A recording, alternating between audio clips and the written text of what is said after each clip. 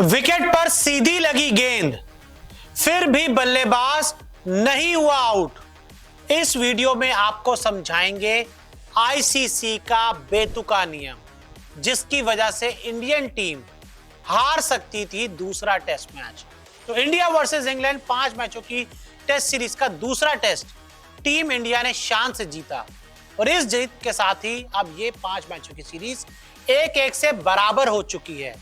लेकिन इस बीच मैच में चौथे दिन कुछ ऐसा हुआ जिसकी वजह से इंडियन टीम ये टेस्ट मैच हार सकती थी। आईसीसी का एक ऐसा बेतुका नियम है जिसने इंडियन टीम को इस मैच में बुरा फंसा दिया था। तो क्या हुआ चौथे दिन जिसकी वजह से विवाद बन गया है, आपको आगे बताते हैं। तो मैच के चौथे दिन एक ऐसा विवाद देखने को मिला जो काफी चर्चा में है और इसके बाद से डीआरएस को लेकर आईसीसी के नियम पर भी उंगली उठ रही है। इंग्लैंड की दूसरी पारी का 63वां ओवर था और आर अश्विन गेंदबाजी कर रहे थे। उनके सामने टॉम हार्टली बैटिंग कर रहे थे। ओवर की 5वीं गेंद पर हार्टली के खिलाफ जोरदार अपील हुई और अंपायर ने उन्हें कैच आउट दे दिया।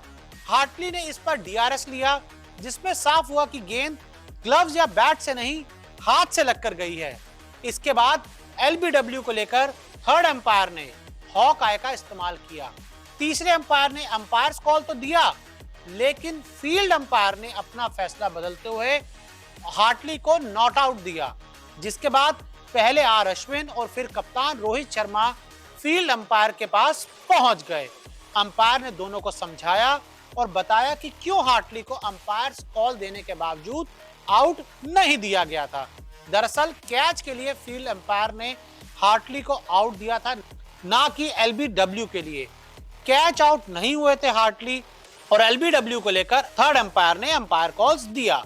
इस तरह टॉम हार्टली बच गए और इंग्लैंड को 268 पर 8वां झटका नहीं लगा। यानी कि बड़ा सिंपल था कि क्या हुआ, आर अश्विन ने गेंद डाली, गेंद लगी टॉम हार्टली के हाथ पर और कैच ले ली गई। उस समय अंपायर को लगा कि जो गेंद है वो ग्लव से लगकर गई है और अंपायर ने उसको आउट दे दिया कि कॉट बिहाइंड, मतलब कॉट पीछे की तरफ, वो स्लिप पर कहीं कैच उनका पकड़ा गया था। तो अंपायर ने कैच का सिग्नल दे दिया। कैच के सिग्नल पे अंपायर ने आउट दिया। लेकिन जब उसको रिव्यू किया गया तो ये देखा गया कि जो गेंद थी वो कहाँ लग रही थी, जो गेंद थी उनके हाथ पे लग रही थी। और जब बारी आई एलबीडब्ल्यू चेक करने के लिए, ये चेक करने के लिए कि गेंद कहाँ जा रही थी, क्या गेंद विकेट पे लग रही थी, तो ये पता लगा कि गेंद विकेट पे लग रही थी और अंपायर्स कॉल था। लेकिन अंपायर ने जो कॉल दिया था वो अंपायर ने कैच के लिए दिया था, एलबीडब्ल्यू के लिए। ना इंडियन टीम ने उनसे कोई रिव्यू मांगा था शुरुआत में और ना ही उन्होंने एलबीडब्ल्यू का कोई रिव्यू दिया था। तो इसी वजह से टॉम हार्टली बाल बाल बच गए। हालांकि अब ये भी देखना चाहिए कि आईसीसी को कि अगर गेंद लग रही है विकेट पे और अंपायर्स कॉल ने उसको आउट दे दिया है तो आप जरूर टॉम हार्टली का आउट दे सकते थे। हाँ, ये जरूर है कि जो डिसीजन था और जो इंडियन टीम की कॉल थी वो कैच को लेकर थी, एलबीडब्ल्यू को लेकर नहीं दी थी। लेकिन अंपायर कॉल एक ऐसा नियम है जो काफी विवादों में रहा है। पिछले कई सालों में इस पर कई बार बहस हो चुकी है और काफी विवाद हो चुके हैं और मुझे लगता है कि अब आईसीसी को जल्द से जल्द अंपायर्स कॉल पर एक कोई नया नियम लाना चाहिए जिससे जो क्लैरिटी है साफ हो सके।